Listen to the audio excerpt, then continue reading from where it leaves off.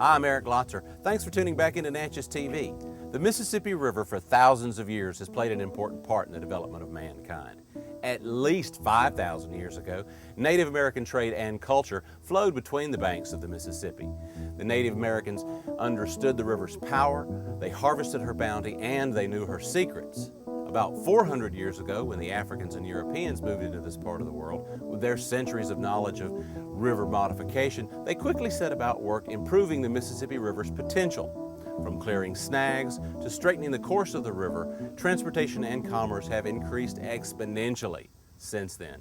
The archaeology is pretty clear that going back thousands of years in the Mississippi River Valley, the people used the river for transport. They used, in this part of the country, dugout canoes made from cypress logs, and there were probably thousands of them on the river at any given time. And we know from the archaeology that in the past there were fairly substantial cultural civilizations that bloomed in the lower Mississippi Valley that really were based on long-distance trade. The items being traded at different times in the past were from as far away as the Great Lakes, where copper was being gotten and traded. There were exotic flints and stones from Kentucky and Tennessee, grizzly bear teeth from out west, and then conch shells from the Gulf Coast. They're all traveling up and down the river to these trading centers. It's obvious when you look at the archaeology of the lower Mississippi Valley that the cultures going back at least maybe 5,000 years or more always were on both sides of the river. The Indians were very conscious of the Mississippi River's tendency to meander. The settlers were drawn, of course, to the Mississippi Valley because of the river. The river provided a cheap, easy form of transportation. The flatboats and keelboats of the day didn't require an improved river, so the river was a great avenue for them to use to get their crops to the river. It was a lifeline. That's how they got news. Most of these settlements were isolated. It's how they were able to get gossip from neighboring communities. They were able to replenish their stores. Kentucky whiskey would come in, French champagne from New Orleans, and gossip from St. Louis. So that's how the river affected life at these isolated outposts. The Mississippi River back in the 30s, following the 1927 flood, the Corps of Engineers executed a series of cutoffs. And a lot of people think that the Corps just went out there and decided to straighten the river. And that's really not what they did.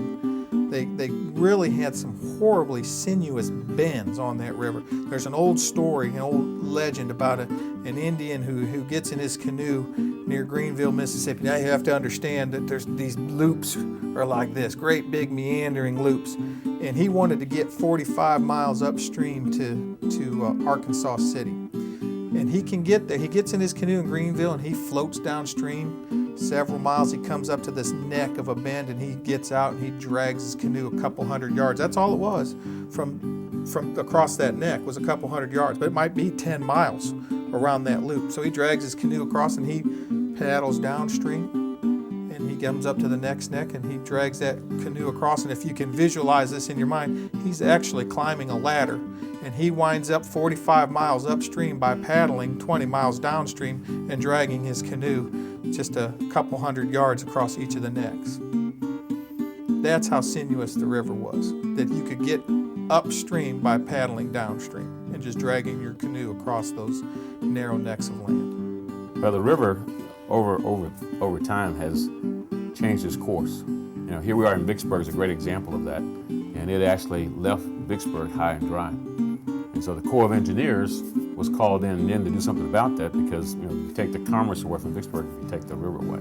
What the Corps of Engineers did, they really didn't straighten it. They reintroduced some curvature to the river when they executed the cutoffs of all those bends. And what they wound up doing, it was done for flood control purposes. It was done because the water would pile up at those bends and it would slow down, and the water coming in behind it would keep piling up and then it would flood. Incidentally to that, it shortened the river. And you're looking at, they did 16 cutoffs, I think, between 1933 and 1942, and it shortened the river by 170 miles. Now, that made a big deal to the navigation industry. Coming upstream, they shaved off 20 hours of travel time. I mean, that's nearly a full day. So you can see you eliminated 200 miles of troublesome bends, shortened the river by 170 miles, and lowered flood stages, and you were able to benefit navigation. You know, in 1940, you had 30 million tons of cargo going down the Mississippi annually. Today, that's up to 500 million tons annually.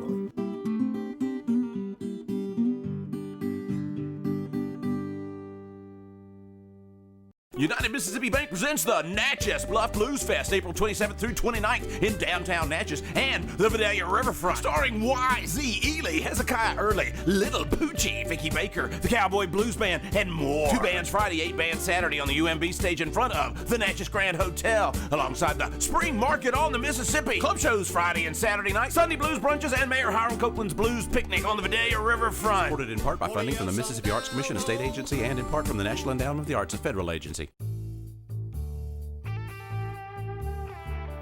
Put some first class into your celebration. Call First Class Limo. They'll put the dream into your wedding, the grand into your ball, the rad into your casino run, and make an adventure of your out-of-town excursion. First Class Limo also adds class to funerals and charters. For first class fun, go first class with First Class Limo.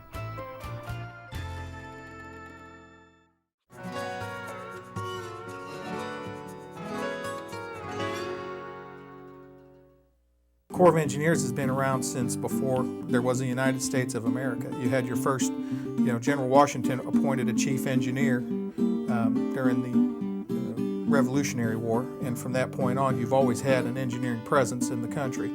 The formal Corps of Engineers came about in 1802 with the establishment of West Point, and that West Point was put under the supervision of the Corps of Engineers. So we look at 1802 as the modern birthday of the Corps of Engineers.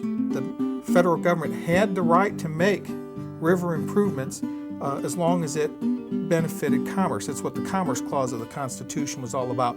That sort of opened the door, and in 1824, right on the heels of that decision, you have your first rivers and harbors legislation passed by Congress, and then now you have the Corps of Engineers as a presence on the river. They're doing their surveys, they're going to chart this river, and they're going to start formulating plans for its improvement. The 6 districts, St. Paul, Rock Island, Illinois, St. Louis, Memphis, Vicksburg, and New Orleans, they interface with the public and with stakeholders in order to do projects that are authorized in each year by Congress. And these are called water infrastructure projects. These are projects that really contribute to, again, flood damage reduction. They pertain to navigation on the river, be it a port or be it a stream itself, and then environmental, as I mentioned, the regulatory program. And then we have the responsibility also for emergency response. The river, whether it was in its natural state or whether it was already altered by man, that's debatable. But what you had was a shallow river. It was shallow because it was wide. The goal of the engineers was to make the river narrower, therefore it would become deeper. It was really an era of trial and error. The river was just a different river than what you were facing in Europe. It was more powerful, had more sediment than the rivers over there, had less sediment than certain rivers over there. So they were trying to adapt these European techniques to the Mississippi River, and it took several decades for that to take root. At the same time, as you're trying to make the channel deeper, they wanted to protect the banks from erosion to keep it from getting wider. So there was various forms of what we call revetment or bank protection that we were using. In the 1930s, the Corps of Engineers opened up the Waterways Experiment Station to do just that. Let's test out some of these ideas and see how they work in, say, a model setting or a laboratory setting, and then apply those lessons to the actual river. And that's really what happened. The scientific discoveries that emanated from the Waterways Experiment Station in the early 1930s, that went a long way in removing a lot of the mystery behind river engineering, not just for navigation, but for flood control too. The Mississippi Basin model is in fact the world's largest hydraulic model. I am a research hydraulic engineer. I'm responsible for the design, construction, operation, and evaluation of physical navigation models. This installation is a research facility of the Corps of Engineers, and we typically research engineering questions that the sponsoring districts cannot deal with within-house.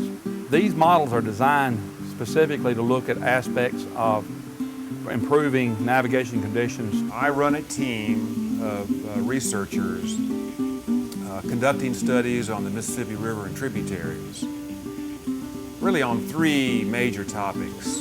One is the environmental impacts of flood control and navigation on fish populations and aquatic habitat. Secondly, we have an active program on evaluating the status and conservation needs of endangered sturgeon. That's the pallid sturgeon in the Mississippi River. And third is our research studies in various regions of the Mississippi pertaining to ecosystem restoration. So what the Corps is trying to do is to develop techniques and a strategy to minimize the number of dikes, but while to keep the channel open, to keep the thowwig, the navigation channel, scoured. That's what the dikes are doing. What we're actually doing is that we're monitoring the fish assemblage before and after they either notch or remove a dike. So we know what the existing conditions are with the closing dike, and when they notch it, then we go back over different times and seasons to see how the fish are responding. You have to keep navigation viable in the Mississippi River, but at the same time, just like any project the Corps does, they are obligated under environmental law to protect the environment and to mitigate adverse impacts. We're talking about 120 species of fish that occur in the Mississippi River. For a lot of your more primitive fish, like sturgeon and paddlefish, they are an important source of caviar to satisfy the caviar market that has fluctuated dramatically in the past 4 or 5 years since the collapse of the Caspian Sea sturgeon. Also, just the fact that they are unique and interesting fish that people would rather protect and conserve their habitat, so they'll be here for future generations to enjoy. Probably from the Mississippi River is certainly not as high grade as foreign caviar, but it is becoming the only caviar that you can get, because all of the other sturgeon stocks around the world have been depleted due to the caviar market. There's a huge demand for caviar. There are also attempts to use bowfin or grinnell for caviar. They are also a primitive fish, and they have black eggs. And they have actually opened up or developed aquaculture facilities to grow out bowfin and sell that as Cajun caviar. Another area of interest of ours is alligator gar that has maybe some future potential recreational application. Blue catfish are by far the most abundant fish species in the Mississippi River, in the lower Miss, and certainly an untapped resource. I myself am a recreational fisherman that tight lines for blue cat, because through my research I have seen that there are up to 100-pound fish. Now, unfortunately, I have not been able to catch any yet, but I continue to try.